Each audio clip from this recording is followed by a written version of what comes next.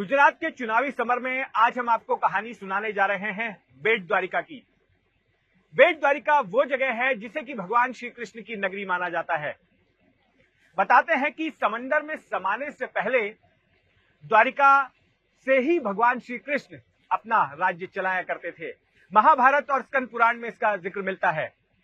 हाल ही में इस द्वारिका में कुछ ऐसा हुआ जिसकी वजह से बवाल मच गया और अब उसको लेकर हो रही है राजनीति। ओखा से मोटर बोट के जरिए समंदर पार करके जब आप बेट द्वारिका पर कदम रखते हैं तो जगह जगह मलबे के ढेर नजर आते हैं। 2 हफ्ते पहले ही हिंदुओं की आस्था के केंद्र इस टापू पर बुलडोजर का शोर गूंज रहा था। 200 से ज्यादा निर्माणों को द्वारिका प्रशासन ने 20 दिनों तक मुहिम चलाकर मलबे में तब्दील कर दिया। जिन अवैध निर्माणों को गिराया गया उनमें धार्मिक स्थलों के अलावा दुकान, घर और गोदाम शामिल थे।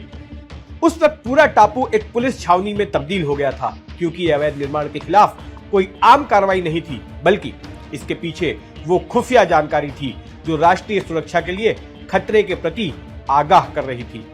ये आंतरिक और हमारी दरियाई सुरक्षा के लिए एक बहुत ही एसेंशियल एक एक्सरसाइज थी।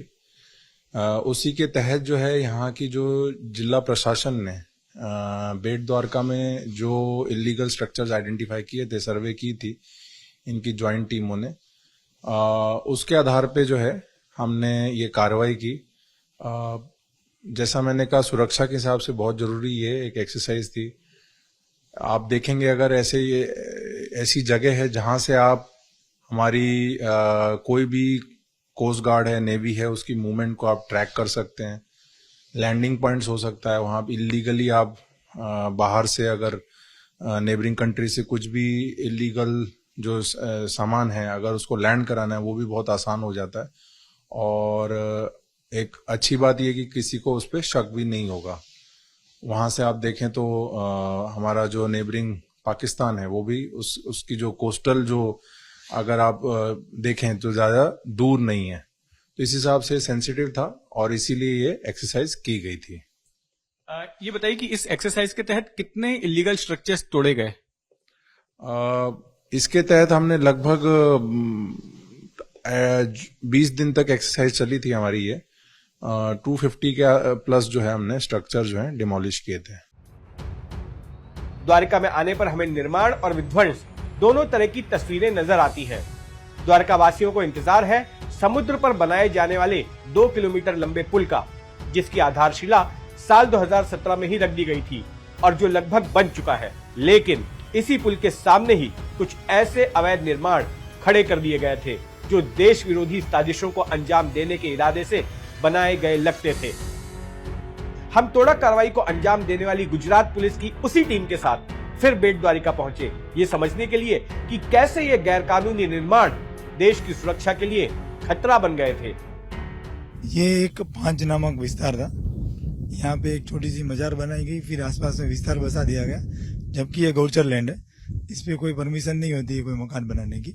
यहाँ पे मकान ऐसे बने गए जिसमें रह रहे लोग सब अनआइडेंटिफाइड थे। तो साथ में पीछे स्ट्रक्चर बन रहा है, वो यहाँ का जो बेट का फेमस सिग्नेचर ब्रिज है वो बन रहा है और इसकी ऊंचाई भी एकदम उसके जैसी है। तो ये स्ट्रेटेजिक लोकेशन है, तो यहाँ पे कोई पनाह लेके कुछ भी कर सकता है, ऐसा लोकेशन है। एक तो जमीन इलीगल है, ऊपर स्ट्रक्चर सब इलीगल है और इंटेंशन भी इलीगल हो सकता है। जी, ये जो सिग्नेचर ब्रिज बन रहा है तो ये किस तरह से जो है चिंता की बात थी सुरक्षा एजेंसियों के लिए? अब से कुछ महीनों बाद उम्मीद की जा रही है कि ये पुल तैयार हो जाएगा और यहाँ पर से वाहनों का आना जाना भी होगा, वीआईपी मूवमेंट्स भी होंगे। सही बात है। ये सीआरजेड एक्ट के कारण एक तो दरिया किनारे पे कुछ बन ही नहीं सकता है। ब्रिज के एकदम बाजू में ये सोसाइटी जो बनी थी उसमें सब रहते थे, बाहर से आए हुए लोग या अनआइडेंटिफाइड थे। और ब्रिज का जो लेवल देखे तो एकदम जमीन से मिला हुआ है और यहाँ से किसी को भी टारगेट किया जा सके ऐसा लोकेशन है ये, इसलिए ये सिक्योरिटी के हिसाब से बहुत अहम लोकेशन है। बेट द्वारिका का ये पूरा इलाका सुरक्षा के लिहाज से बेहद संवेदनशील समझा जाता है। तस्करी, घुसपैठ और जासूसी की आशंका हमेशा यहाँ बनी रहती है। यहीं पर कोस्ट गार्ड और नौसेना के केंद्र भी है। पुलिस के मुताबिक ये अवैध निर्माण इस तरह से किए गए थे कि इन ठिकानों पर हो रही हलचल पता चल सके। बेट द्वारिका जेटी पर मोटर बोट से उतरने के बाद हम करीब 3.5 किलोमीटर अंदर जंगल में आए। रास्ते में हमें बबून और कैक्टस के कांटेदार पेड़ों के अलावा कोई नजर नहीं आया, ना कोई इंसान ना कोई जानवर। लेकिन यहां भी हम पाते हैं कि मलबे का ढेर लगा हुआ है। शारदा जी, ये बताइए कि आखिर ये मलबा यहाँ पर किस चीज का है? यहाँ पर भी कार्रवाई हुई थी क्या? हाँ, यहाँ पे एक मजार हुआ करती थी जो एकदम स्ट्रेटेजिक लोकेशन पे है। इसके एग्जैक्ट सामने कोस्ट गार्ड का मूरिंग स्टेशन है, तो वहाँ पे अपने इक्विपमेंट प्लांट होते हैं और इनके ऊपर निगरानी रखी जा सके। ऐसे बहुत से स्ट्रेटेजिक लोकेशन हमें मिले जो डिफेंस पे या किसी भी एकम पे निगरानी रखने के लिए बनाए गए हो, ऐसा लग रहा था। जबकि ये जगह किसकी है, कौन यहाँ पे पूजा अर्चना करता था या कौन क्या करता था, किसी को कुछ पता ही नहीं है। सिर्फ जगह बना के रखी हुई थी और आए दिन लोग यहाँ पे आते थे। तो ये जंगल का एरिया है, जंगल में आने की वैसे भी परमिशन नहीं है, तो ये विदाउट परमिशन यहाँ पे आते थे। CRZ भी लगता है। ये तीनों एक्ट के अंदर रह के इन्होंने ये बनाया है, तो ये जगह जो है वो एकदम स्ट्रेटेजिक लोकेशन हुआ करता था। बेट का मतलब होता है टापू, और बेट द्वारिका नाम की बस्ती एक रेतीले टापू पर बसी है जो कि 13 किलोमीटर लंबा और 4 किलोमीटर चौड़ा है। यहाँ द्वारिकाधीश भगवान का मंदिर है जहाँ देश विदेश से हिंदू तीर्थयात्री आते हैं। लेकिन बेट द्वारिका का एक छोटा सा हिस्सा ही आबाद है और ज्यादातर इलाके में जंगल है। पुलिस की टीम ने जब तोड़क कार्रवाई के पहले यहाँ सर्वे किया तो दंग रह गई। वैसे यहाँ पर तोड़क कार्रवाई को अंजाम देना आसान न था, इसलिए ऑपरेशन में पूरी गुप्तता बरती गई थी, क्योंकि अगर खबर लीक होती तो यहाँ पर पुलिस को आशंका थी कि हिंसा हो सकती थी और कर्मचारियों को विरोध का सामना करना पड़ सकता था। सरदा जी, ये बताइए कि किस तरह के एहतियात बरते गए थे, किस तरह की सीक्रेसी मेंटेन की गई थी इस ऑपरेशन के दौरान? यहाँ पे हमें जिले के बाहर से भी पुलिस बुलाई गई थी। जो IG साहब राजकोट रेंज ने हमें यहाँ पे भेजा था पुलिस को, तो सभी पुलिस का लोकेशन भी नहीं पता था।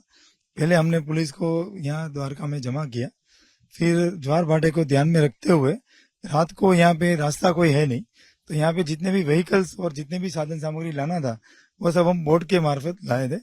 तो रात को 2:30 बजे का करीब हमें ये ज्वार भाटा का जो पानी मिलता था वो मिला। उसके हिसाब से उस टाइम पे यहाँ पे पुलिस को लाया गया और तब पुलिस को बताया गया कि आपका डिप्लॉयमेंट ये है। तकरीबन 18 टीम हमने बनाई थी अलग अलग, 2 स्टैटिक टीम, 2 डिमोलिशन टीम जो मोबाइल रहेगी, साथ में पूरे बेट में अलग अलग विस्तार में अलग अलग पुलिस को तैनात किया था अलग अलग टीम में। फिर मेडिकल की टीम थी, उसके साथ भी पुलिस रखी गई। फायर की टीम भी हम साथ में लाए थे, उसके साथ भी पुलिस रखी गई। और कमोडिटी के लिए भी एक टीम रखी थी जो पुलिस का खाना वगैरह जो भी जीवन जरूरी चीज है वो ला सके। और पुलिस की रहने की व्यवस्था करना वो भी एक चैलेंजिंग काम था क्योंकि बेट छोटा सा विस्तार है। तो ये सब हमने एक ही दिन में कर दिया और रात के टाइम में 2:30 बजे यहाँ आने के बाद सुबह 7 बजे से ऑपरेशन शुरू कर दिया। अभियान के तहत टापू पर से 1000 पुलिसकर्मियों को लाया गया और बिना किसी गड़बड़ी के कार्रवाई हो सकी। टापू पर जगह जगह पड़े मलबे के ढेर उस कार्रवाई की कहानी कह रहे हैं। हमने बेट द्वारिका के निवासियों से बात की, जिनका कहना है कि ज्यादातर अवैध निर्माण टापू से बाहर के लोगों ने आकर किया। वो हाई कोर्ट का जो डिसीजन आया था उसके ऊपर गुजरात गवर्नमेंट ने उसका निर्णय लिया हुआ है, वो काम बहुत बढ़िया हुआ है, अच्छा हुआ है। मोदी जी ने भी इस कार्य की तारीफ की हुई है। हाई कोर्ट में इसका मामला चल रहा था, किसी ने अर्जी किया था कि भेंट द्वारका है, वक्फ बोर्ड ने कि भेंट द्वारका है वो हमारा है, उसका कहां से होगा? ये कृष्ण की भूमि है। कृष्ण जहां पे रहते थे उसने 125 साल तक भेंट द्वारका में राज किया, अपने रानियों के साथ भगवान यहाँ रहते थे, तो ये भगवान कृष्ण का ही नगरी है। तो उसने वक्फ बोर्ड ने हाई कोर्ट में अर्जी किया कि ये भेंट द्वारका है वो हमारा है, तो हाई कोर्ट ने उसका अर्जी खारिज कर दिया। उसके ऊपर संज्ञान लेते हुए गुजरात गवर्नमेंट ने इसके ऊपर कार्यवाही की और यहाँ डिमोलेशन किया हुआ है। ये बताइए सर, जो भी मेरे भाई ने अभी बताया वो सब चीज सही है और ये कोई लोकल तो है नहीं डिमोलेशन, ये डायरेक्ट सरकार की तरफ से, स्टेट की तरफ से आया था और जो भी हुआ है वो बिल्कुल सही हुआ है। 80-20 का एरिया है तो हिंदी को रहने में दिक्कत था और डिमोलेशन आया, सब उसका ही बांधकाम था, हिंदुओं का नहीं था और जितना चाहे उतना उसने ले लिया था। इसलिए सरकार ने ये काम बेट द्वारिका के लिए, टापू में रहने के लिए, हिंदू के लिए अच्छा किया। एन विधानसभा चुनाव से पहले हुई इस कार्रवाई को लोग राजनीति से जोड़कर देख रहे हैं। प्रधानमंत्री नरेंद्र मोदी ने हाल ही में कहा था कि समुद्र तट के इलाकों को अवैध निर्माण से मुक्त करा लिया गया है और बेट द्वारिका का गौरव वापस लौटाया गया है। कांग्रेस ने इस तोड़क कार्रवाई का विरोध किया है और चुनाव से पहले की गई इस कार्रवाई को लेकर सरकार की मंशा पर सवाल उठाए हैं। कांग्रेस पार्टी ये तो चुनावी मुद्दा ही दिखती है। चुनाव के टाइम पे क्यों ये तोड़क कार्रवाई करते हैं? और मानते हैं कि जो करना है बराबर है, लेकिन ये बेट द्वारका में एक ही जगह क्यों? द्वारका में है, सब जगह पे है। बेट द्वारका में जो अभी तोड़ा गया ना, वो माइनॉरिटी का ही सिर्फ तोड़ा गया, बाकी कोई का तोड़ा नहीं है। कांग्रेस के आरोपों पर बीजेपी के स्थानीय विधायक और उम्मीदवार पबूभा मानिक ने कहा कि यह कार्रवाई जरूरी थी। कांग्रेस अपने स्वार्थ के लिए राष्ट्रीय सुरक्षा को नजरअंदाज कर रही है। विरोधियों पार्टी में कांग्रेस ने एक ही काम किया है, ये देश कैसा टूटे। और बेट का जो मुद्दा है, तो बेट में लोकल रहने वाले जो भी है उसको मालूम भी नहीं है ये क्यों हुआ। तो ये इसलिए हुआ कि जो ये देश को तोड़ने वाले जो हैं, ये देश को जो बर्बाद करने वाले हैं, वो पूरा स्कीम चलाता था और ये बेट में काम हुआ। और आज भी यहाँ सब बोलते हैं कि किसने किया है, कौन भुगतता है। चुनावी मौसम है तो राजनीति तो होगी ही, लेकिन सुरक्षा एजेंसियों को चिंता है कि बेट द्वारिका पर धर्म की आड़ में फिर से अवैध निर्माण न खड़े हो जाएं।